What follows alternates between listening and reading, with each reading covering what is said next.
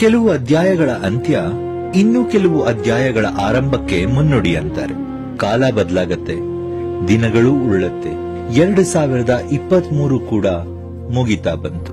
ಹೇಳೋಕೆ ಆಗದಷ್ಟು ನೋವುಗಳ ಜೊತೆಗೆ ಮನಸ್ಸಿನಲ್ಲಿರೋ ಗೊಂದಲಗಳ ನಡುವೆನೆ ಹೊಸ ವರ್ಷಕ್ಕೆ ನಾವೀಗ ಕಾಲಿಡ್ತಾ ಇದೀವಿ. ಜನವರಿಯಲ್ಲಿ ಕಂಡ ಕನಸು ಡಿಸೆಂಬರ್ ಅಲ್ಲಿ ರಿಯಾಲಿಟಿ ತೋರಿಸುತ್ತೆ ಅಂತಾರೆ. ಹಾಗಾದ್ರೆ ಇಲ್ಲಿಗೆ ಮುಗ್ದೋಗತ್ತಾ? ಈ ರೀತಿ ಸಾಕಷ್ಟು ಮಾತುಗಳಿಗೆ ದೇವರು ಮತ್ತೊಂದು ಅವಕಾಶ ಕೊಡ್ತಿದ್ದಾನೆ, ನಮ್ಮನ್ನ ನಾವು ರಿಪೇರಿ ಮಾಡ್ಕೊಳ್ಳೋಕೆ. 2024 ಸೊ 2023ಕ್ಕೆ ಒಂದು ಥ್ಯಾಂಕ್ಸ್ ಹೇಳ್ತಾ ಅದೇ ಸ್ಮೈಲ್ ಅಲ್ಲಿ 2024 ವೆಲ್ಕಮ್ ಮಾಡೋಣ.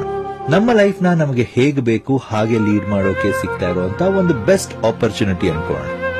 2023ರಲ್ಲಿ ಮಾಡಿದ ತಪ್ಪನ್ನ ಪುನರ್ವರ್ತಿಸದೆ ಈಗ ಸಿಕ್ಕಿರೋ ಒಂದು ಆಪರ್ಚುನಿಟಿನ ಬಳಸ್ಕೊಳ್ಳೋಣ.